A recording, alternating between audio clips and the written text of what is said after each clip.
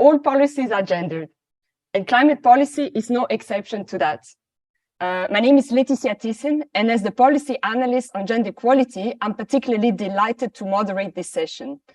Today's policy breakfast session is the third from our series on climate mainstreaming, breaking down the silos, each building on insights from 4 policy briefs that untangle precisely the different interconnections between climate on the one hand and justice on the other, but also digital, health, and today more specifically gender. While climate change is a threat indeed to everyone, it does not necessarily affect everyone equally. It impacts climate change, the impacts of climate change indeed magnify structural inequalities, and that includes those between women and men. And so for climate solutions to be effective, they must consider gender equality and women's empowerment throughout. And that is precisely at the heart of the policy brief authored by Professor Gill Allwood, who we have the chance to count on us with us today. And she will be presenting herself the main insights of the policy brief.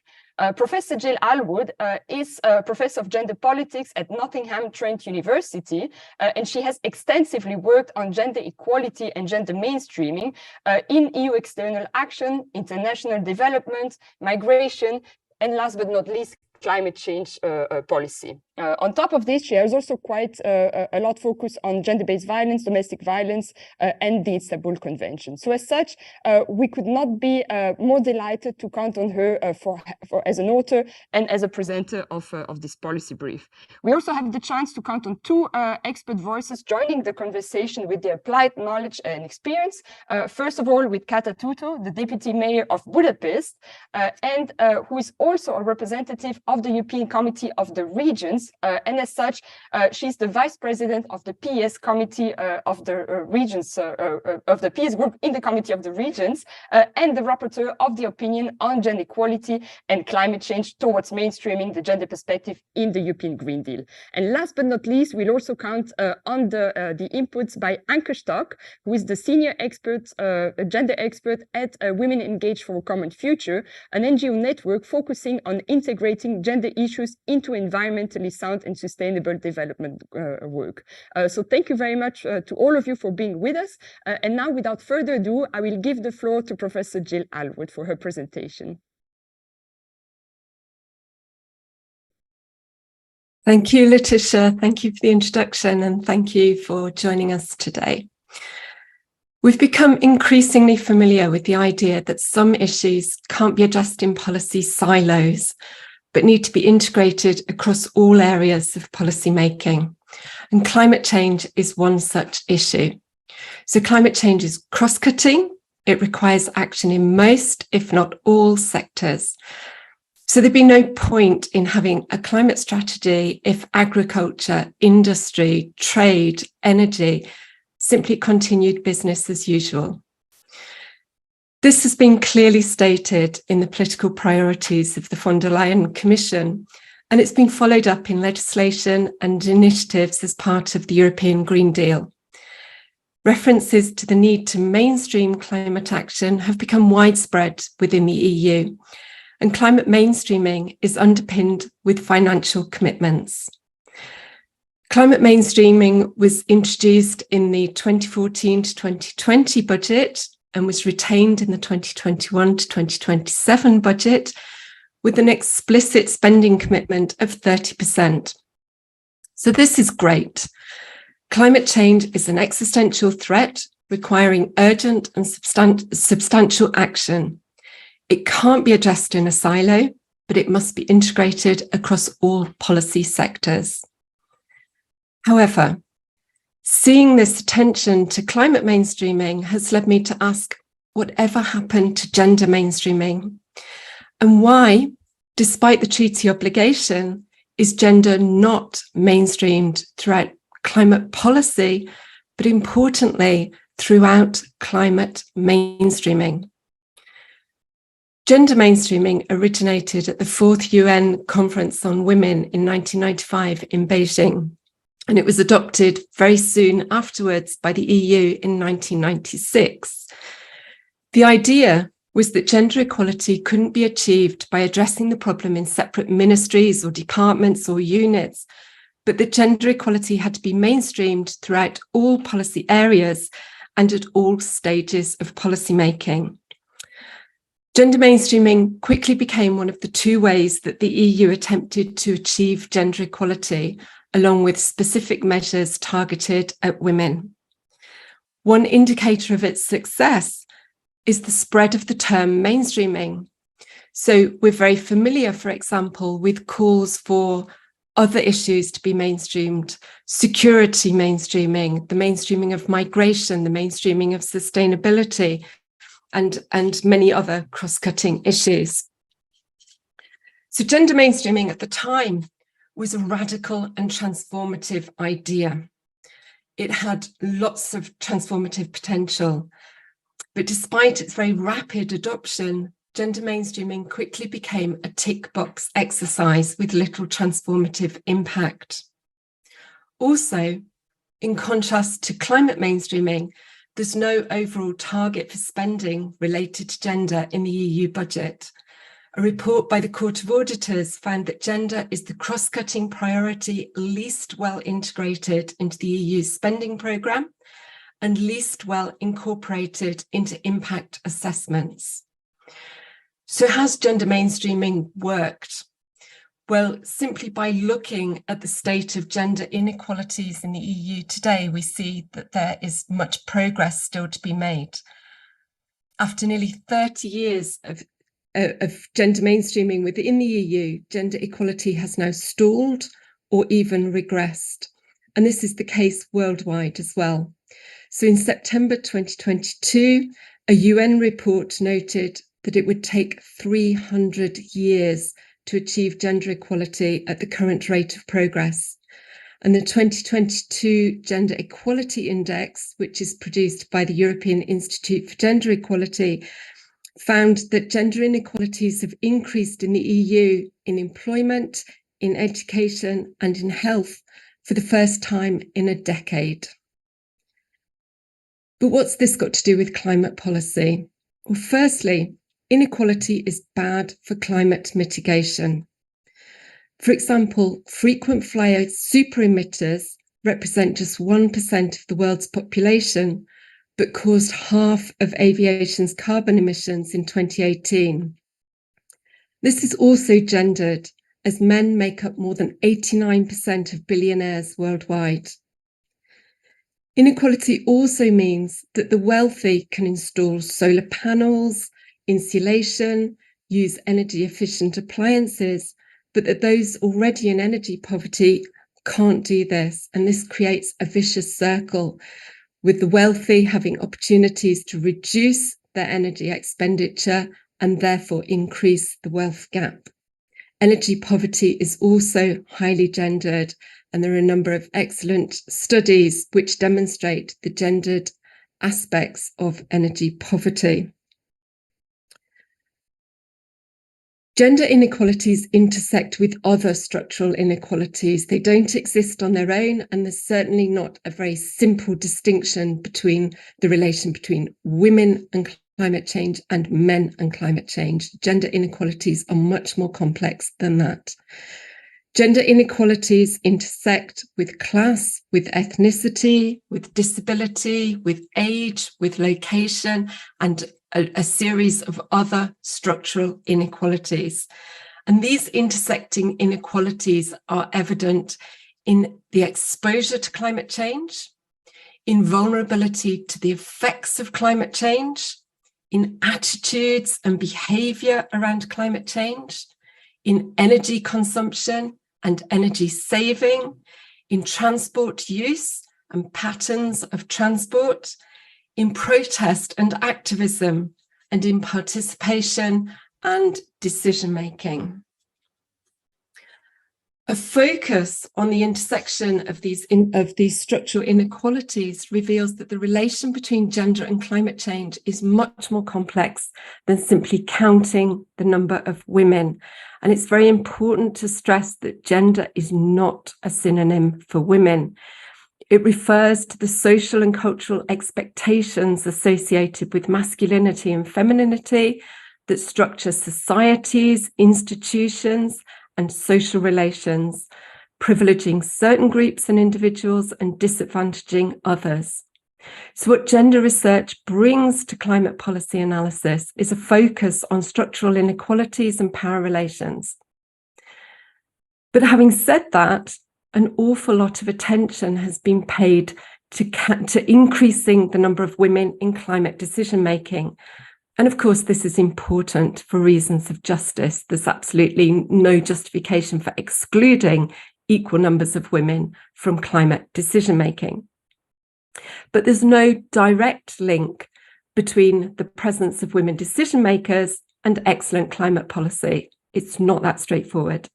We also need to ask which women are making decisions, which women are included and which women are excluded. And we also need to look at the broad institutional constraints that limit their action, even when they are present. Also, the number of women can be deceptive. For example, a study of COP26 found that although the number of women and men on party delegations was almost equal, men accounted for 60% of the speakers and 74% of the speaking time in plenaries. So this shows us that we need to look beyond numbers and we need to think about the full and meaningful participation of those who are currently excluded. EU climate policy remains gender blind, and there are a number of studies which demonstrate this. This is despite the fact that the Gender Equality Strategy and the European Green Deal were announced in the same breath in 2019, and we could have expected an interconnection of the two political priorities at the time, given the commitment of the Commission to pursuing a union of equality. EU mitigation and adaptation policies, however, remain largely gender blind, and there's a summary of these in the policy brief. And energy, transport, construction and waste are also all gender blind. So we need to look beyond the explicit climate policy to all areas that have an impact on climate change and ask whether they too have been gender mainstreamed. And so far, the answer is a resounding no. Why does this matter? Well, gender blind policy has adverse effects.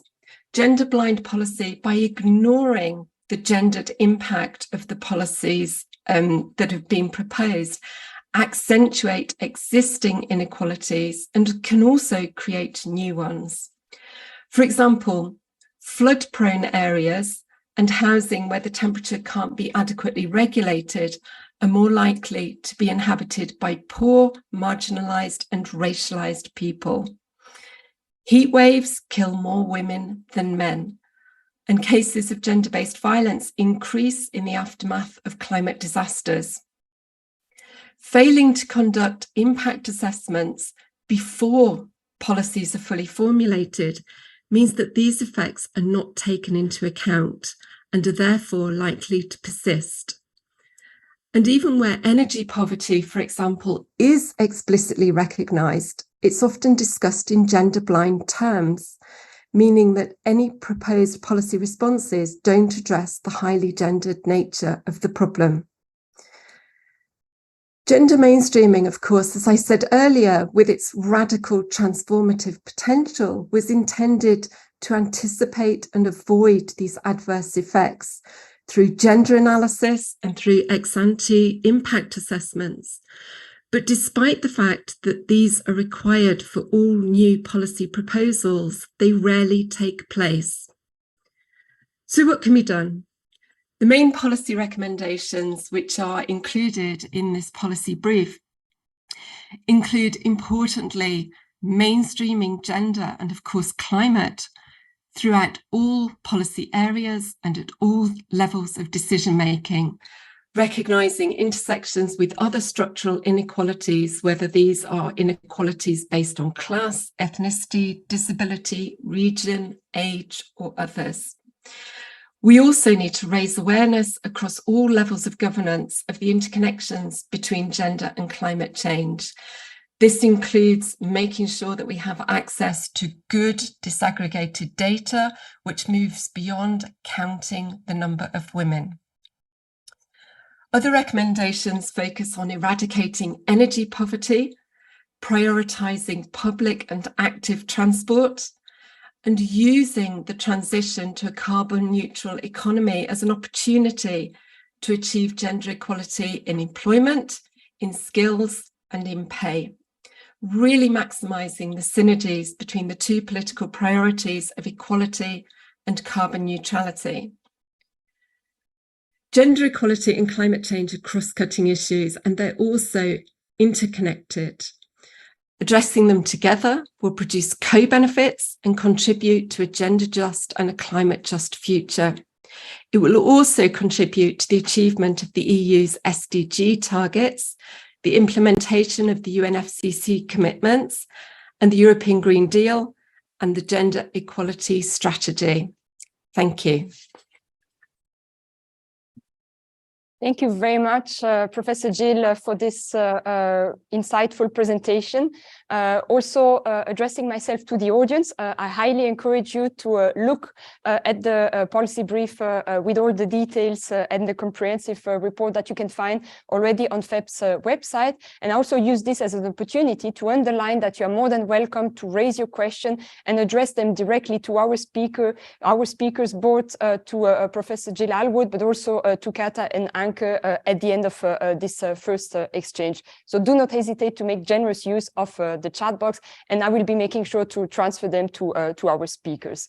And so this being said, I would like to now turn to Kata Tüttő, who as a policy and decision maker at local level certainly has also a direct responsibility over domains that have very direct and tangible impacts on women's lives, and also from a climate perspective, ranging from water and waste management, public transportation, which was also multiple times referred to by Professor Gill Allwood, as well as public transportation. And so how does this policy brief presentation resonate to you from a hands-on policy perspective?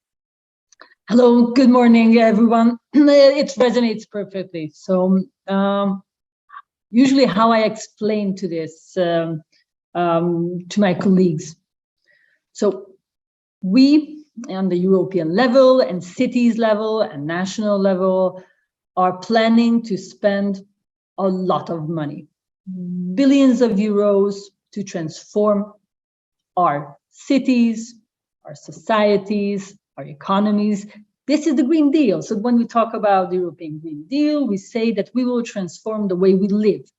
We will rebuild everything in a new, sustainable, climate neutral way.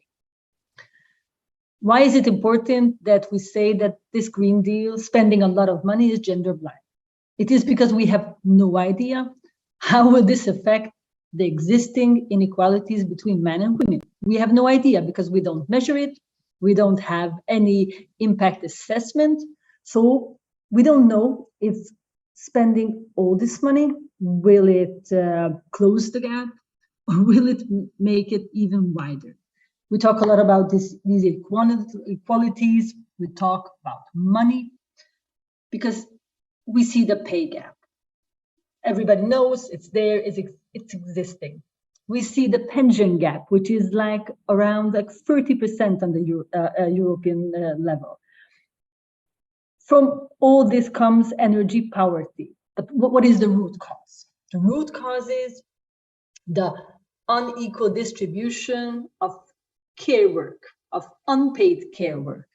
So I always say that when we are spending a lot of money on the local level, city level, national level, we have to understand who are we building something? Who will use that thing? We have to understand. If we don't ask who will use, who will benefit from the thing we are building and we are rebuilding, then we are not making a good policy, because we want a just society. We want citizens to have equal opportunities in our city, but for that we have to measure. So we have to have data.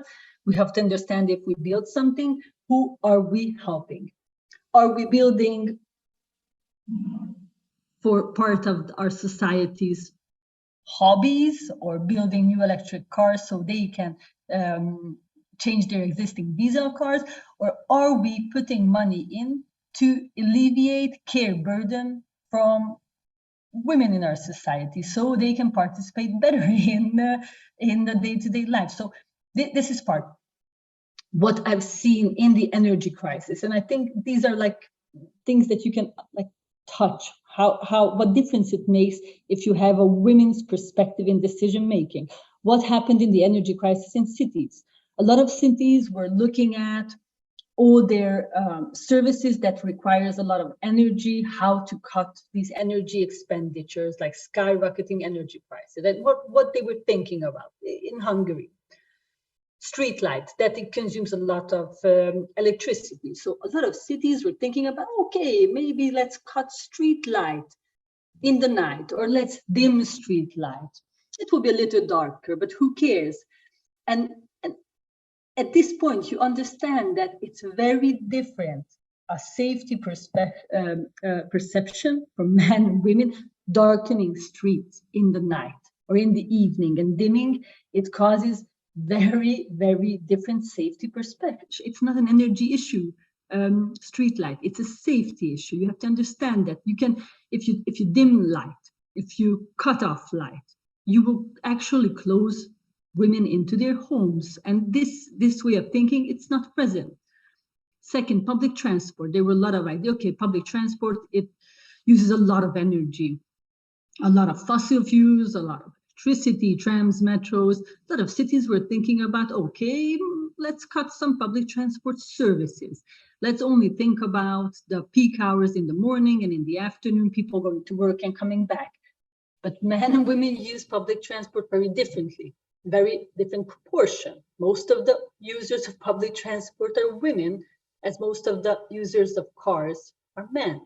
And when you cut public transport, it will put a bigger burden on women, especially if you are not looking at the different ways men and women use transport because of all the care duties, because of different routes they use. The third, in this energy crisis, we had this, everybody was cutting off heating in the winter. When you cut heating, of course, there are, very different heat that we are used to in different countries. But I've seen in Hungary, we were used to like 20 something in the winter. And cutting it to 18 degrees, because of biological differences between men and women, it means very different. And 18 degrees in the office for all day for men and women, because of different biology. And you have to understand that it's not, it doesn't have the same effect. Also, like what we've seen in COVID,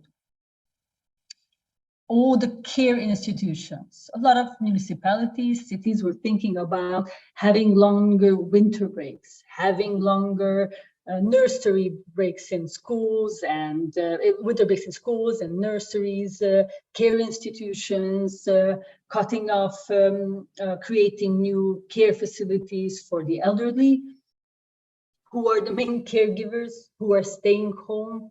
We've seen that. And the COVID, when everybody had to stay at home or schools closed.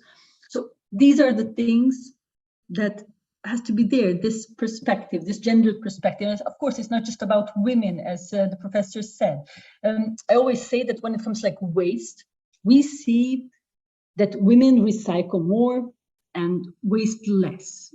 It's data proven. But when you want to understand why, we found that it is because stereotypes, that our society thinks that recycling, reusing, making climate conscious decisions in food or in clothes or in ways of transport, we don't consider that as a society manly enough. We think that's not a manly habit.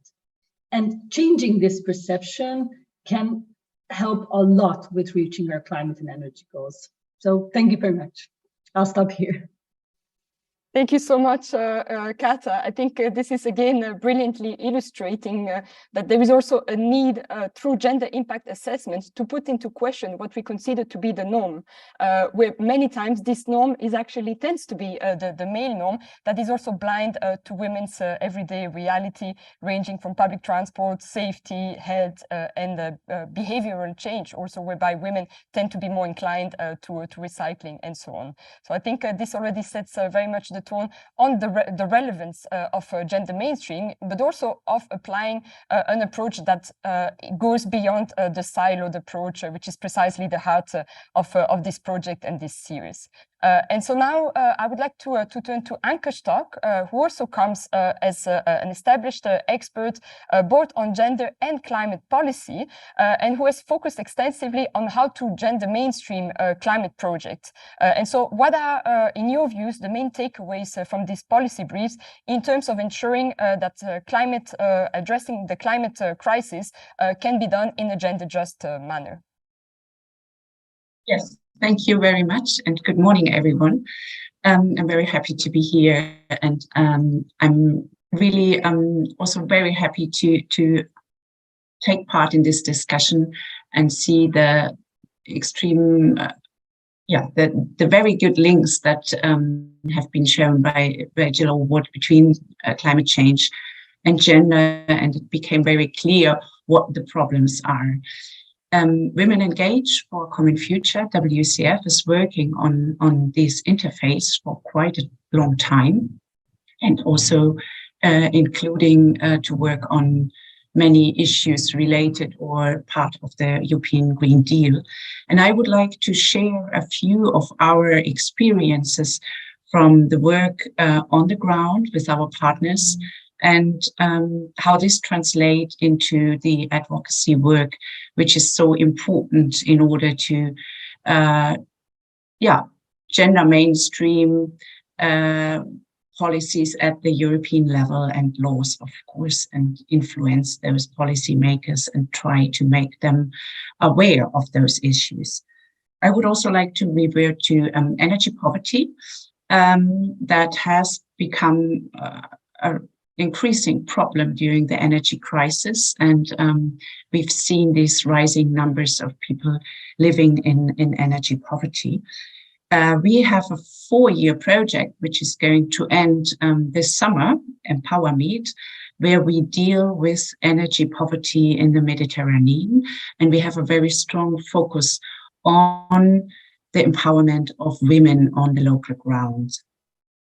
In March this year, we presented some of the lessons learned and policy recommendations in an event at the European Parliament. And apart from those general recommendations that were already discussed here, like that we need gender disaggregated data on energy poverty, not only at the EU level, but also at the national level, that we need a gender transformative policy design and also a policy implementation then, which is even more important.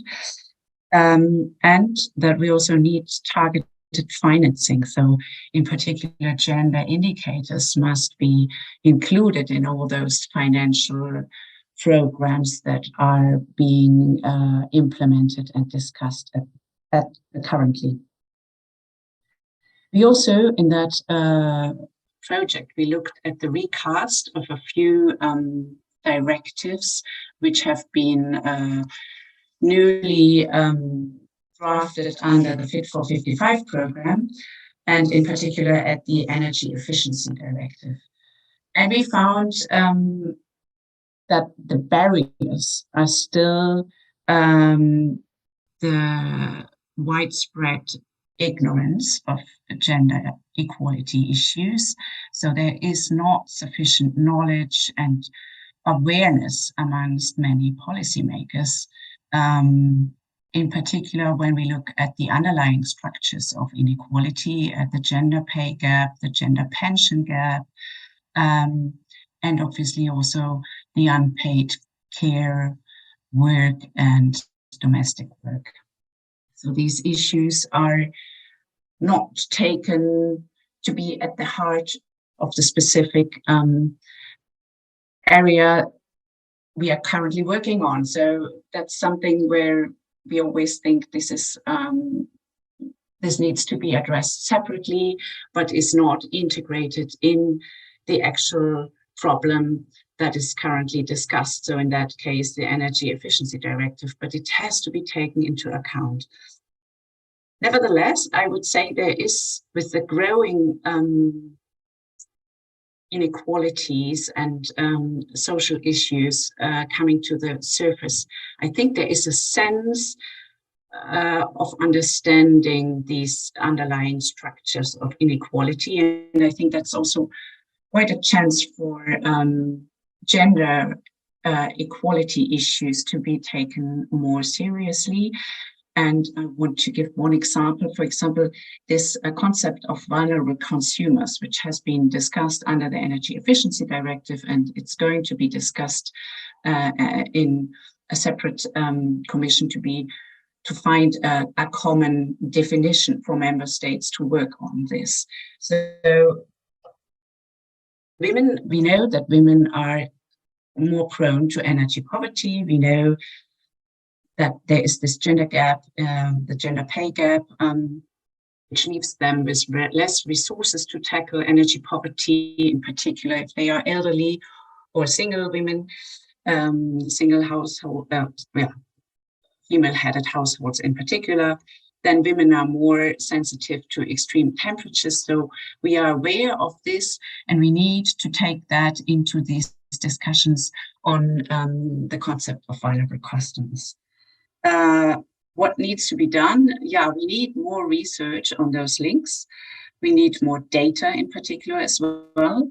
And we need to raise, or with the help of the research and the data, we hope to raise the understanding of those links. In practical terms, I think that also means that we need financing for women's and gender organizations to take part in those decision-making processes. They need to be part of the consultations. They need to be part of the expert networks, etc., etc. And we need to make sure, apart from the gender transformative design of a policy or law, that those are also implemented in a gender transformative way. And we need to follow up by proper monitoring and evaluation. We need to have gender indicators, etc. And yeah, as my pre-speakers have already said, I think if we ignore gender equality issues again and again, we will really reinforce existing gender inequalities for a long time. And I think we have now the chance in this just transition approach of the European Green Deal to also take that on board. And it's so important. Thank you very much. Thank you so much, Anke, for also raising and underlining the importance of activism around climate change from a gender-sensitive perspective, whilst at the same time also reminding us of the importance of having gender disaggregated data, including when it comes to climate change. I see that the clock is already running quite a bit, but there's one question here from Maria that I would like to perhaps take to the three of you, and also because it resonates very much to some of the questionings we've had with Professor Gill, particularly when it comes to good practices examples. And so here the question is particularly what are some good examples that we have seen, because we've very much highlighted the main challenges that we are being faced with, but perhaps, and also this would enable us to finish on a more positive note, are there also countries, cities, regions, state actors that are perhaps already pioneering and at the forefront in making sure that we have a gender-sensitive approach in implementing climate change. So perhaps I would give the floor first to Gill, and then Kata and Anke to perhaps complete the picture here. This is an excellent question. Thank you. It's one which is at the forefront of our minds as researchers, and there are a number of research projects about to begin or already underway, which are really trying to dig deep into examples of good practice. We know anecdotally that there are some cities which are trying very innovative ways of gender mainstreaming, climate practices, so new ways with transport, thinking about energy. At the top of the list of these cities are, for example, Barcelona, Vienna. There are some examples of good practice in Sweden. I know that Kata and Anke will have other examples because they're much closer to the ground, but it's very important that we really provide some rigorous data on these good practices so that they can then be used as examples for others to look at. So I'll pass over to the other speakers because I'm really intrigued to hear what they say about this too.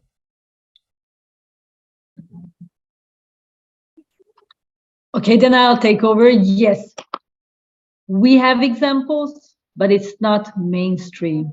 So we're still stuck in a way.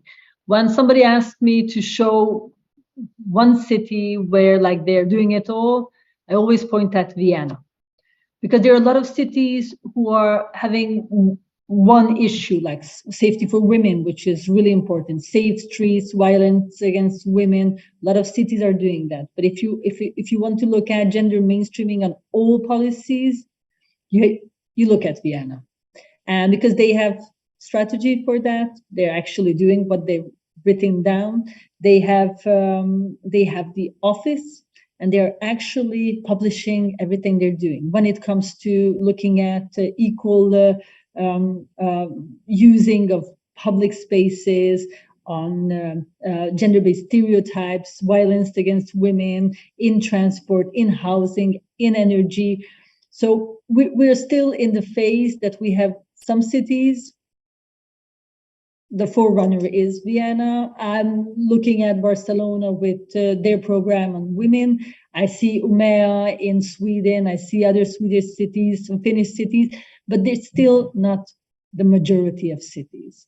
So what I always say is that we're still in the phase that we see that this is a path which actually exists. And I think it's very important for the cities to cut this path and publish what they're doing, so we can show around that this is not some Brussels thing that cannot come to reality. And also it's good to look at these cities because you see how it ends. I mean, what happens if you do this? It means that your cities will be more livable. People will be more happier in these cities. The justice in cities, it means that citizens as a society, as a whole, are having more livable cities, and mayors will be re-elected. And I think for politics, this is also an important thing to show, to see that this is not science fiction, and it's for the better good of every citizen. Thank you.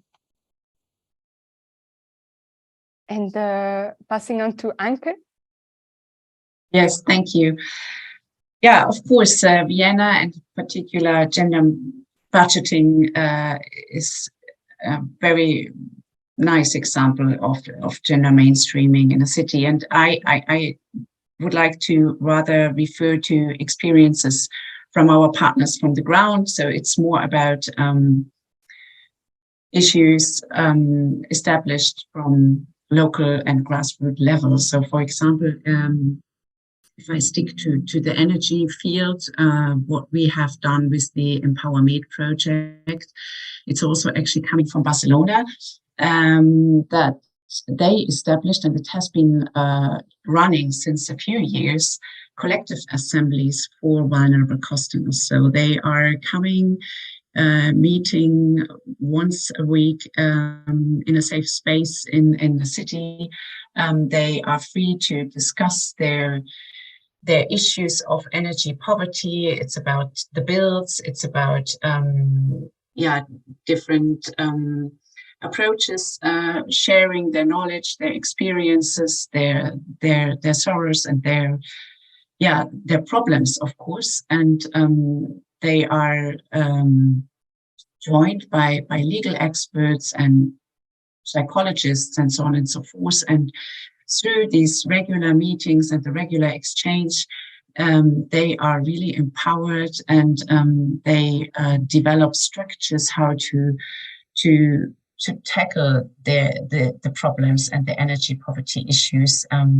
They are also, I mean, in particular, there is a focus on reaching out to women, and from that, they gain self-esteem, and they develop a culture of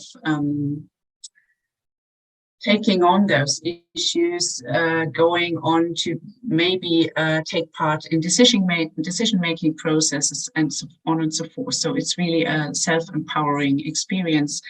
And another issue I would like, or another example I would like to mention as well, are the energy cooperatives.